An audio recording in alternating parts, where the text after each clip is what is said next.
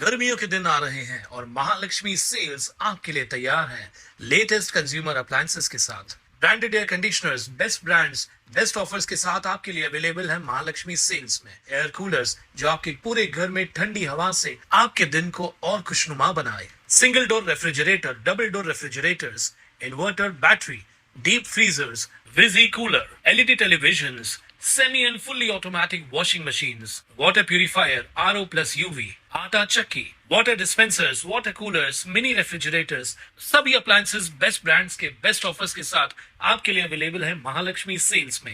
कल्याण डोंबिवली महानगरपालिकेच्या मुख्यालयाबाहेर श्रमजीवी संघटनेच्या वतीने आदिवासी समाजाच्या विविध प्रलंबित प्रश्नांसाठी आणि मूलभूत सुविधांसाठी ठिय्या आंदोलन करण्यात आलंय। संघटनेचे पदाधिकारी, कार्यकर्ते तसेच महिला, पुरुष मोठ्या संख्येने सहभागी झाले होते। महापालिका हद्दीतील अनेक आदिवासी गावपाडे आणि वस्त्यांमध्ये आजही शुद्ध पिण्याचं पाणी, अंतर्गत रस्ते, स्ट्रीट लाईट, सार्वजनिक शौचालय, अंगणवाडी, स्मशानभूमी आणि घरपट्टी यासारख्या मूलभूत सुविधांचा अभाव असल्याचा आरोप आंदोलकांनी केलाय। यावेळी बोलताना संघटनेच्या पदाधिकाऱ्यांनी जलजीवन मिशन आणि अमृत योजनेअंतर्गत कोट्यवधी रुपये खर्च करून हर घर नल से जल योजना राबवली असताना आदिवासी पाड्यांपर्यंत मात्र पाणी पोहोचत नसल्याबद्दल तीव्र नाराजी व्यक्त केली आहे। शहरातील अनधिकृत बांधकामांना पाणी पुरवठा होतो, मग आदिवासींना पिण्याचं पाणी का मिळत नाही असा सवालही त्यांनी उपस्थित केलाय। संघटनेच्या दिलेल्या निवेदनात टिटवाळा, मनाचा पाडा, आधारवाडी, जेलचीवाडी, गाळेगाव, कातकरीवाडी, वडवली, कातकरीवाडी, उंभरणी, कातकरीवाडी, मांडा, इंदिरानगर, आधारवाडी 7 नंबर शाळा परिसरातील कातकरी पाडे यांच्यासह अनेक ठिकाणी तातडीने पिण्याच्या पाण्याची व्यवस्था करण्याची मागणी केली आहे।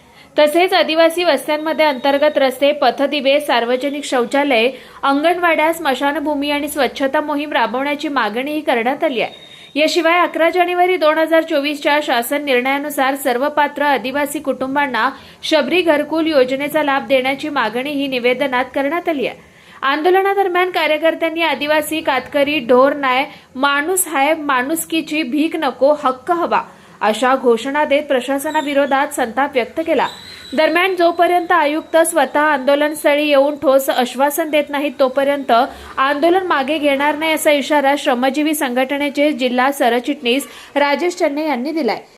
श्रमजीवी संघटनेच्या वतीनं कल्याण डोंबिवली महानगरपालिकेमध्ये पिढ्यानपिढ्या राहणारे जे आदिवासी गावपाडे आहेत, या आदिवासी गावपाड्यामध्ये महानगरपालिकेने जे सुखसुविधा द्यायला पाहिजे ते स्वातंत्र्याच्या 88 वर्षानंतर आजही आदिवासी गावपाड्यामध्ये कुठल्याही सुविधा महानगरपालिकेने दिलेली नाही। श्रमजीवी संघटनेच्या वतीनं आम्ही या ठिकाणच्या महानगरपालिकेच्या आयुक्त महोदयांना अनेक वेळा निवेदन, अर्ज संविधानिक मार्गाने दिलेले आहेत, परंतु आजही आदिवासी गावपाड्यामध्ये पिण्याच्या पाण्याची व्यवस्था नाहीये। लोक खड्ड्यातला, नाल्यातला दूषित पाणी पिऊन आज आपले ताण भागवत आहेत। अनेक आदिवासी गावपाड्यामध्ये आज अंतर्गत रस्ते नसल्यामुळे या पावसाच्या हंगामामध्ये तिथे घाणीचं साम्राज्य तयार होतं आणि साथीचे रोग पसरतात।